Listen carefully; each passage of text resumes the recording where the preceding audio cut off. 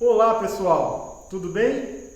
Meu nome é Marden França, eu sou advogado, sócio da Gontijo Freitas Advogados, correspondente jurídico e servidor público do estado de Goiás.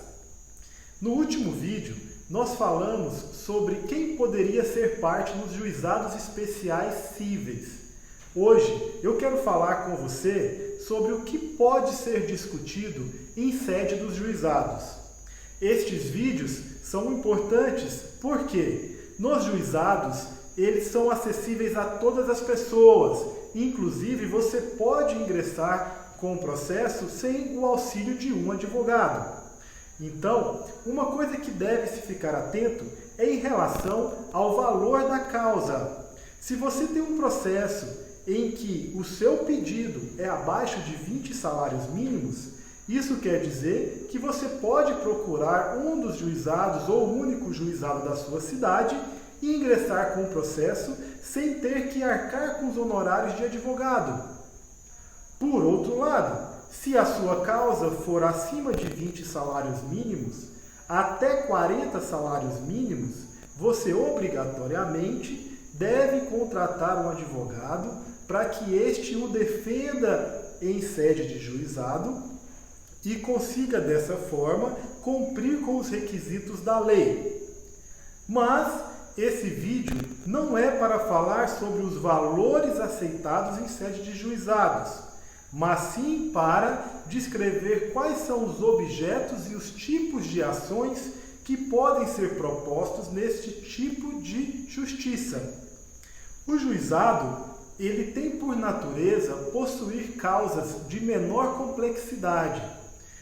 Nós comumente o chamamos de pequenas causas, em que pese o valor de 40 salários mínimos ser o equivalente a aproximadamente 40 mil reais, o que nem sempre significa que são pequenas causas.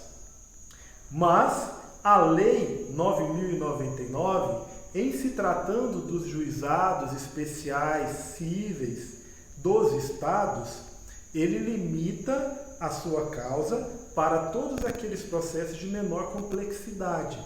Mas o que seriam os processos de menor complexidade? Bom, quando falamos dessa situação, estamos nos referindo a processos que não requeiram a produção de provas mais complexas. Por exemplo, uma perícia judicial. Mas, no teor da Lei 9.099, nós vamos ver um pouquinho mais na frente que existe uma certa perícia do juizado que o juiz pode, pessoalmente ou através de alguém da sua confiança, realizar inspeções pessoais ou sobre as coisas.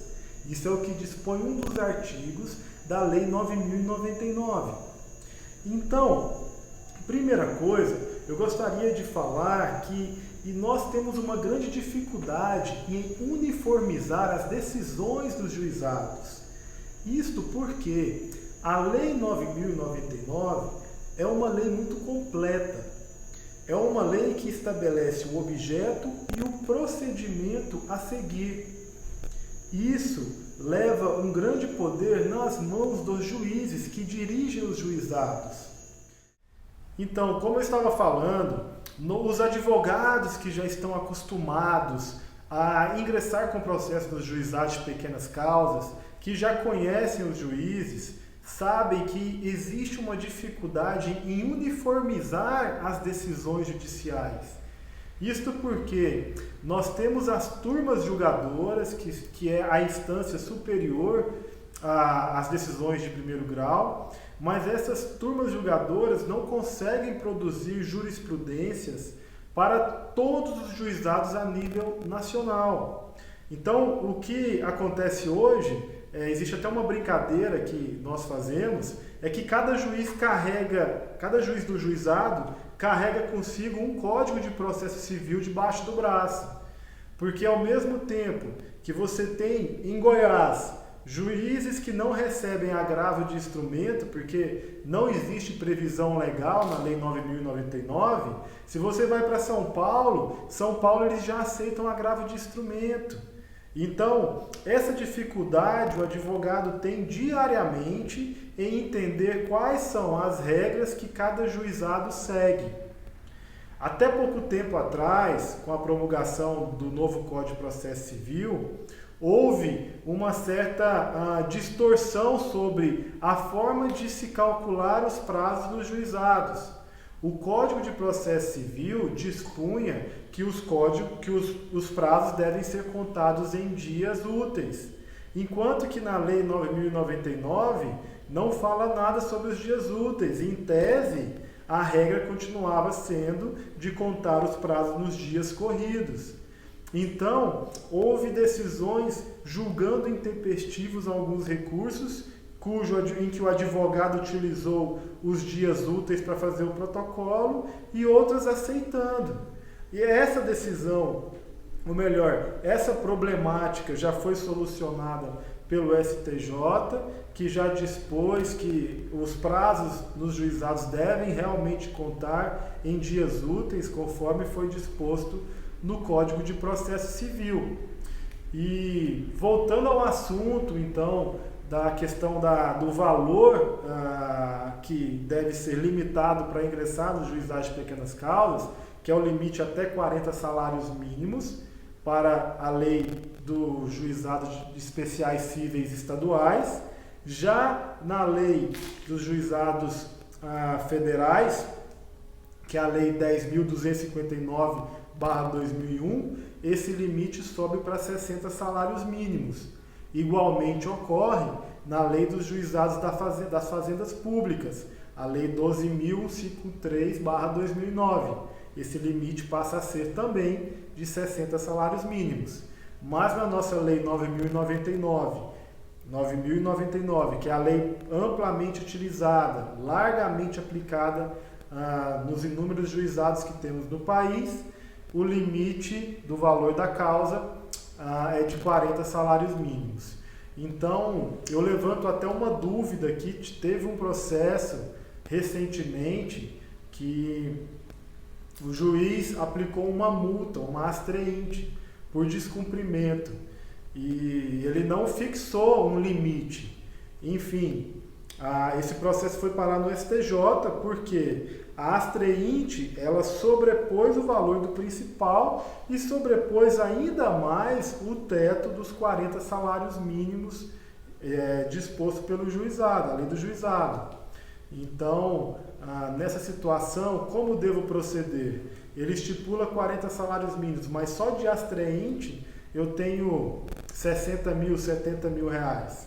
O STJ já pacificou esse entendimento, dizendo que os juízes que aplicam a multa por descumprimento, multas diárias por descumprimento, eles devem impor um teto para que, na hora que chega naquele momento, ela não sobe mais, né? Então esse caso já foi solucionado. Os juizados de pequenas causas os juízes podem aplicar as multas por descumprimentos, multas diárias, mas ele tem que fixar um teto aí. Mas enfim, vamos falar então sobre o que pode ser utilizado como objeto mesmo dos juizados da Lei 9.099. Estamos falando aqui da lei estadual, tá legal? Bom, as ações que exigem prova pericial não podem optar as ações que exigem prova pericial, elas não são cabíveis em sede de juizado. Afinal de contas, isso rompe com a menor complexidade estipulada pela lei. Que são as ações que exigem prova pericial? Por exemplo, eu entro com uma ação revisional de contrato. Nas ações revisionais de contrato de financiamento de veículo, por exemplo, eu necessariamente preciso de uma perícia contábil para que fique demonstrado documentalmente por um especialista que os juros cobrados ali extrapolam o legal. Então, as ações revisionais de contrato de financiamento, tanto de veículo quanto contratos imobiliários, não podem ser inseridas no rol de ações aceitas pelo juizado. Acidentes de trânsito que requeiram perícia, que mais? As ações imobiliárias, rescisões de contrato que estejam questionando valores de juros, também não pode. Então, qualquer tipo de ação que prevê uma produção de prova pericial não pode ser inserida nos juizados de pequenas causas. Ação de despejo pode? A ação de despejo pode, caso essa ação seja um despejo para uso próprio. Mas eu levanto uma questão aqui, porque a ação de despejo para uso próprio, ela já tem uma previsão na lei do inquilinato. O locatário, o locador, ao realizar um contrato, ele pode fazer esse contrato com o locatário, inclusive sem garantia, pois ele, deixando de utilizar a garantia, ele consegue obter na justiça uma liminar para desocupação bem mais rápido, diferente se o contrato tivesse garantia. Então, mas a ação de despejo para uso próprio é uma exceção que pode sim ser uma ação a ser utilizada no juizado de pequenas causas. As ações possessórias, ações de reintegração de posse, manutenção de posse ou interdito proibitório, podem ser objetos da Lei 9.099? Sim, essas ações podem, desde que o valor do imóvel esteja adstrito ao limite estipulado pela lei, de no máximo 40 salários mínimos. O que a gente entende que passa a ser pouco utilizado. Afinal de contas, são poucos os imóveis brasileiros que estão abaixo aí de 40 salários mínimos. Mas é uma ação muito boa para ser utilizada para loteamentos, lotes que têm um valor um pouco mais baixo. Tá. E o que não pode ser objeto da Lei de 9.099? Bom, as ações de alimentos, ações cujo o pedido seja para pensão alimentícia, ou seja, um pedido de exoneração de pensão alimentícia ou revisional, não cabe em sede de juizado. As ações de falência, ou seja, isso acontece muito com as execuções frustradas. Você entra com um processo no juizado, uma execução, você tenta, penhora online não consegue, tenta encontrar veículos em nome do devedor, também não consegue. E depois de frustradas várias tentativas durante um bom tempo, o advogado então pensa, vou pedir a falência da empresa.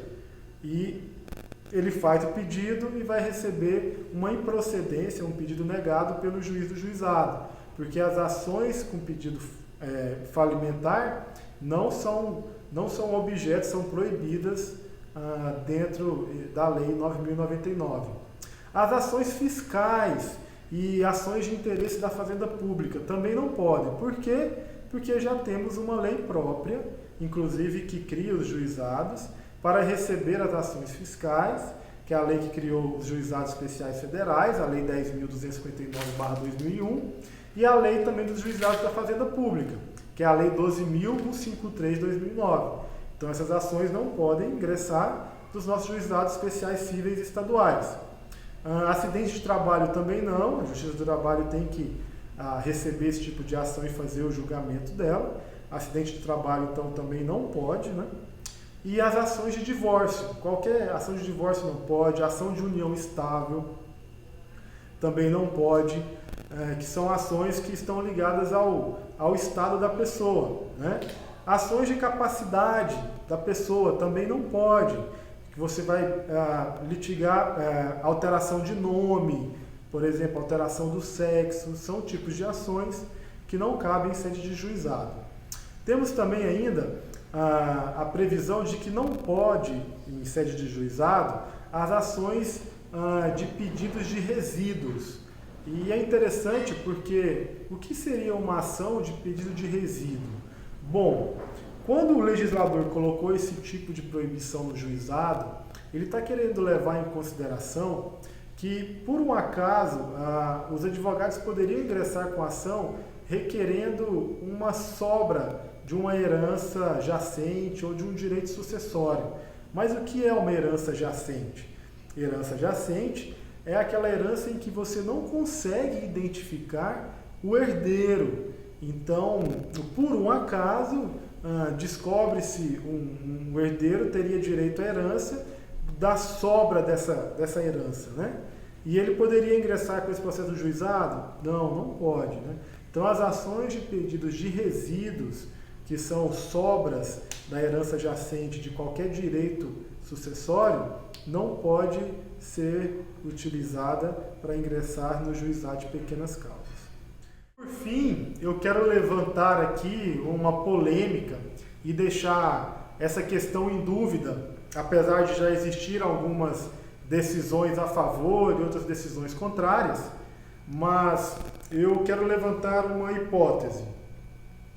Um cliente viajou para fora do país, um voo internacional, junto com a família, né? Família composta por filhos maiores de idade, ou seja, podem ingressar em sede de juizado, e nesse voo houve um extravio de bagagem no destino. Vamos supor que tenha sido em Miami, um local muito utilizado como viagem turística pelos brasileiros. Essa bagagem foi extraviada em Miami, o cliente com a família teve que adquirir novos objetos, fez a reclamação no aeroporto, obteve toda a documentação que comprove que a bagagem foi extraviada no destino, adquiriu novas roupas, novos itens pessoais, chegou no Brasil e resolveu ingressar com o processo no juizado. Afinal de contas, todo o material adquirido, roupas e objetos de higiene pessoal, não atingiu o teto de 40 salários mínimos. Ok. O advogado ingressou com esse processo e juntou no processo toda essa documentação. Documentação esta que estava em língua diferente da língua portuguesa, estava em língua inglesa. Então, o questionamento que eu levanto é: esse processo pode ser julgado nos juizados especiais cíveis, contando com documentos em língua estrangeira? Bom, o Código de Processo Civil, no artigo 192, no parágrafo único, ele diz que toda prova documental é obrigatório o uso da língua portuguesa e que qualquer documento que venha a ser inserido diferente da língua portuguesa deve ser traduzido através de uma via diplomática, ou seja, utilizando-se da embaixada americana, no nosso caso, ou então deve ser traduzido via tradutor juramentado. E aí eu levanto a questão: se esses documentos estão em língua estrangeira e o processo corre em juizado, em tese seria necessária a produção de uma perícia, ou seja, um documento produzido por um especialista para que realize a tradução juramentada da língua inglesa para a língua portuguesa. Se cabe perícia, então não seria objeto dos juizados especiais cíveis. Por outro lado, existe um artigo na Lei 9.099, o artigo 35 e o seu parágrafo único, que diz o seguinte: que o juiz ele pode pessoalmente ou indicar alguém da sua confiança para que faça inspeções pessoais ou em documentos com o objetivo de produzir provas para esclarecimento do juízo. Nesse sentido, existem alguns processos em que o juiz indica uma pessoa da confiança dele, não é a nomeação de um perito, mas ele indica alguém da confiança que saiba falar, então, a língua inglesa, para poder fazer a tradução desse documento, apresenta em juízo, claro, é ofertado o prazo para a outra parte fazer a impugnação desse documento e o juiz do juizado faz o julgamento desse processo. Mas existem decisões nesse sentido, mas também existem decisões que não seguem esse rito e o juiz acaba declinando da competência e mandando o processo para uma das varas cíveis da comarca. Legal? Bom, se você gostou desse vídeo, eu vou pedir para que você se inscreva no canal, dá uma curtida, curte o nosso vídeo aí e espero que goste e até a próxima.